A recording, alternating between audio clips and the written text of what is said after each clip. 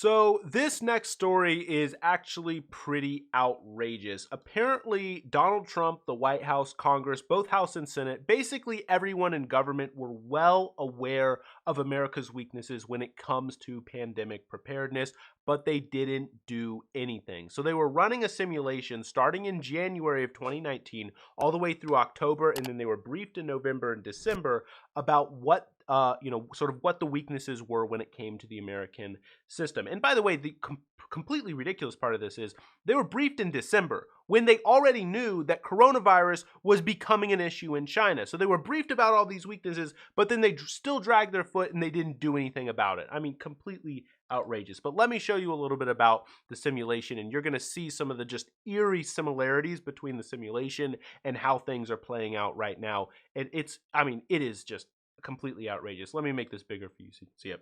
So the simulation itself was called the Crimson Contagion Planning Exercise, and it ran, like I said, last year with the Department of Health and Human Services, and it involved officials from 12 different states and at least a dozen federal agencies. So it was overseen by Robert, I think his name is pronounced Cadlick or Kedlick, I'm not entirely sure how to pronounce his name. And so let me just read you this part here because, okay. You're going to see. So the fictional outbreak involved a pandemic flu, which the Department of Health and Human Services, now they're coming out claiming that is very different from the novel coronavirus, but you're going to see the eerie similarities here. So the staged outbreak had started when a group of 35 tourists visiting China were infected and then flew home, one of whom flew to the United States, some of them flew to other countries, and the start here is also really eerie here. A 52-year-old man from Chicago who was on the tour came back and had a low energy and dry cough upon his return home. His 17-year-old son on the same day went out to a large public event in Chicago, and the chain of illnesses in the United States started. Guys, one of the earliest reported cases for the novel coronavirus was in Chicago, was in Illinois. I mean, just the similarities here are completely insane.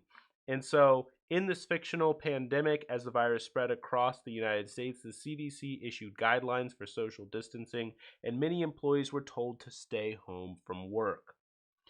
But federal and state officials struggled to identify which employees were essential and what equipment was needed to effectively work from home. Guys, this is exactly what's happening right now. I don't know if you've seen it, but in a number of states right now, one of the big debates that they're having in the state government, I know in Virginia they're having this big debate, is who to classify as essential and who to classify as non-essential. The reason why this is a really important thing to debate is because it's very likely that a number of states are going to be issuing a shelter at home warning. I believe California just issued that warning a few hours ago as of recording, saying, look, if you're gonna, you got to stay at home basically, but in order to issue a warning like that, you first have to decide who it actually applies to. So a number of states are now classifying workers of grocery stores, workers of food deliveries, food deliverers, et cetera, classifying those people as essential workers so that they wouldn't be basically forced to stay at home. So this is an exact debate which is playing out right now as I'm talking. They're playing out, this debate is actually happening, and they predicted it in this study, which everybody just ignored. And so there became confusion over how to handle school children as well. The CDC recommended that the states delay school openings, and the exercise took place toward. So basically, they were having questions about whether or not to delay school starting, because it was in this simulation is the end of summer, and some schools decided to go forward with schools, while others whereas other schools decided to wait. Pretty much what happened at this point, most of the schools now around the country, to my knowledge, are closed. I think there are only very few which are open, but we had that situation for a long time there where some schools were closing and other schools were staying open, and it ended up being just this massive confusion where some schools were doing one thing, some schools were doing another thing.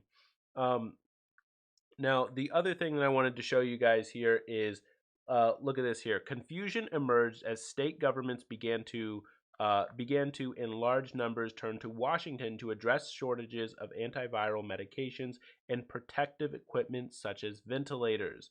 and then states began to submit requests for the federal government. Guys, this is exactly what's happening right now. Andrew Cuomo is begging Donald Trump to please, please, please use your authority to order companies to, demand that companies start producing ventilators and, use your federal leverage in order to create ventilators. Andrew Cuomo and a ton of other state governors, including Kemp, the governor of Georgia, have people out in China trying to shop for deals in order to figure out where they can acquire ventilators at, because there's basically none. There aren't any ventilators anywhere, but they have all these governors have various emissaries, various groups of people out across the world right now trying to figure out where they can buy ventilators from, and they can't do it. So all these all the states are now begging Donald Trump to, just order that companies begin to produce them. But of course, Donald Trump is turning around and saying, well, hold on, I think that states actually have a better access or better knowledge of their own supply chain. So we're not going to do that yet. We're going to wait. And so it's, it's like a complete nightmare right now, leading to the exact thing, which, leading to exactly what they predict, leading to bureaucratic chaos. Exactly what's happening right now. Friction also emerged between Federal Emergency Management Agency, which is traditionally in charge of disaster response, and the Department of Health and Human Services. Exactly what happened. And so, there was here other bureaucratic snags. The United States and organizers realized that they did not have the means to quickly manufacture essential medical equipment, supplies, or medicines, and antiviral medications such as syringes, N95 respirators, and ventilators. So basically, the conclusion of it is exactly the conclusion that a number of senators and basically everyone in Congress and basically all of America right now is recognizing.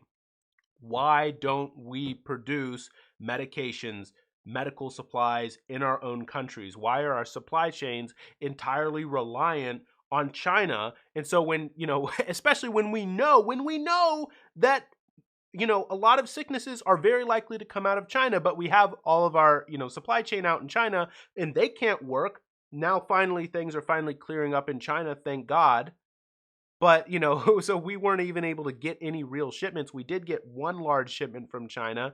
But of course, though, there was also political holdups with some of that. So it ended up being, much more difficult than you'd think.